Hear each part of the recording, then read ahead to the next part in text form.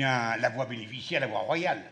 Hein, on est avec une association d'adhérents à un contrat d'assurance vie. L'association ASAC-FAPES, on va terminer par l'usage et le bon usage du contrat d'assurance. On le sait aujourd'hui, le contrat d'assurance a vocation, je dirais pour répondre et satisfaire aux préoccupations de chacun d'entre nous, à accueillir des sommes relativement importantes qui vont nous accompagner tout au long de notre vie. N'oublions jamais, ne l'oubliez jamais, que l'accumulation en assurance vie, c'est d'abord pour bien vivre. L'assurance vie, comme son nom l'indique clairement, c'est un instrument de vie et de survie.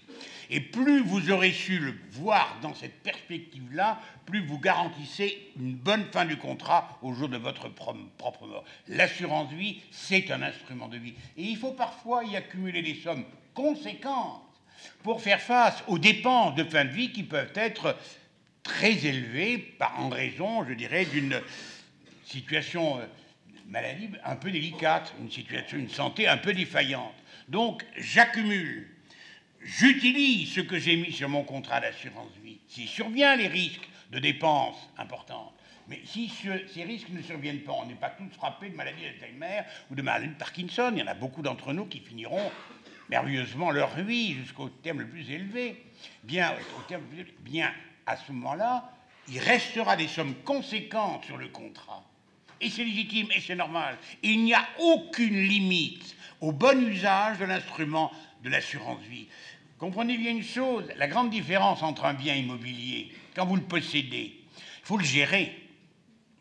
Il faut le gérer, il faut supporter le locataire, il faut supporter les voisins, il faut supporter le syndic de copropriété, les artisans qui viennent jamais faire les travaux.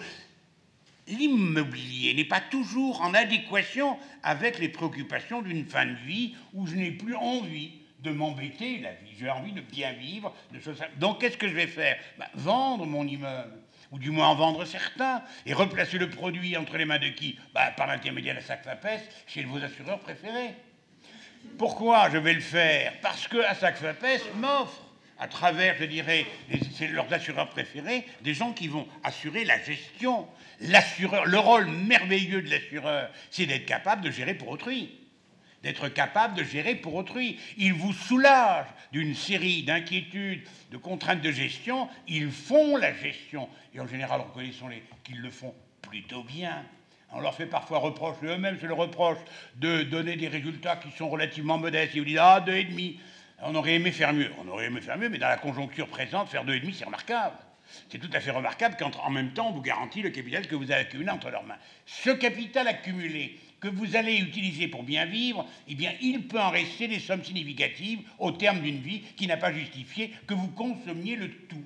À ce moment-là, l'instrument, le contrat d'assurance vie devient un instrument de transmission, devient ce que les juristes appellent une stipulation pour autrui. Et autrui, c'est qui? C'est souvent le conjoint.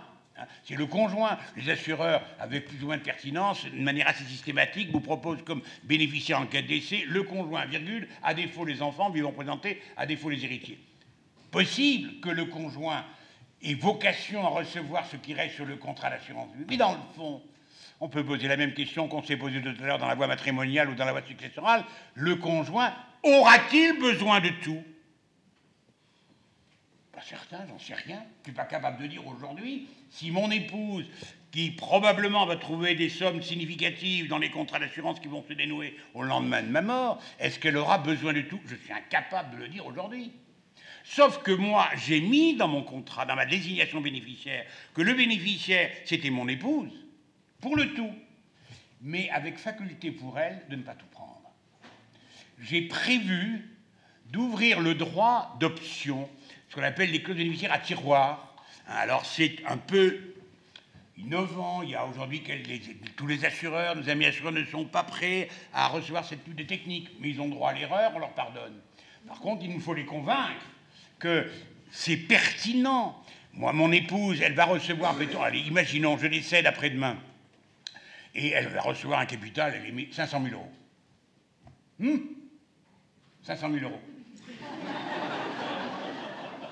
Là, ça redonne de l'intérêt à la chose. Elle me regarde avec des yeux beaucoup plus concupiscents. Beaucoup plus complaisants. Merci, ma chère. 500 000 euros. Mais dans le fond, elle se dit, ai-je vraiment besoin de tout? La moitié me suffirait largement. L'autre moitié irait à qui? À nos enfants, à vos enfants, à nos enfants. J'ai mis bénéficier à mon conjoint pour le tout, à charge de paraître de choisir une fraction autre que ce tout qui pourrait être 80, 60, 40, 20, 0. Ouvrir, comme on l'a ouvert dans la voie matrimoniale, la faculté de choisir et de ne prendre que ce qui intéresse la faculté de préciput, comme on a ouvert dans la voie successorale la faculté de ne pas tout prendre par le biais du cantonnement, eh bien on va ouvrir dans la voie bénéficiaire, dans le contrat d'assurance, la faculté de choisir la quotité. C'est pas maintenant que j'ai choisi. Moi, ma femme, elle est bénéficiaire du tout. Mais en même temps que je l'ai désigné du tout, je lui ai dit, ma chérie, si je pars le premier, eh bien, tu pourras choisir de tout prendre ou de ne prendre qu'une fraction de ce qu'il y aura sur le contrat, mettons 40%, 20%, 0 ou 100%. Faculté de choisir. On a mis l'autre en état de bien vivre, sans lui imposer tous les instruments de vie, à elle de choisir ce dont elle peut avoir besoin en prélevant par le préciput dans les biens de communauté, en prélevant dans la succession les biens de succession qui pourraient lui dire et ne pas tout prendre, et dans la voie bénéficiaire, merci messieurs les assureurs, de bien vouloir nous accompagner dans l'ouverture de ce droit nouveau, car aujourd'hui, c'est un peu le résultat de l'imagination créatrice de votre serviteur, mais j'entends bien convaincre. J'entends bien convaincre, comme j'ai mis 20 ans pour convaincre, je dirais, les clauses bénéficiaires démembrées. Aujourd'hui, on sait très bien que l'on peut ouvrir le droit de désigner madame comme bénéficiaire en usufruit, mes enfants comme bénéficiaires en nue propriété. Toute attribution bénéficiaire pourrait répondre. Et pourquoi ne pas ouvrir en même temps la possibilité de choisir? Je désigne madame comme bénéficiaire, elle pourrait choisir 80, 60, 40, mais elle pourrait choisir aussi de tout prendre en usufruit et laisser les enfants en nue propriété. La faculté d'option est un moyen merveilleux, je dirais, doit faire d'apaiser la vie familiale. Vous vous rendez compte? Elle avait droit à tout. L'élégance de mon épouse, de ne pas tout prendre, et de dire aux enfants, regardez les petits, votre père m'avait tout donné.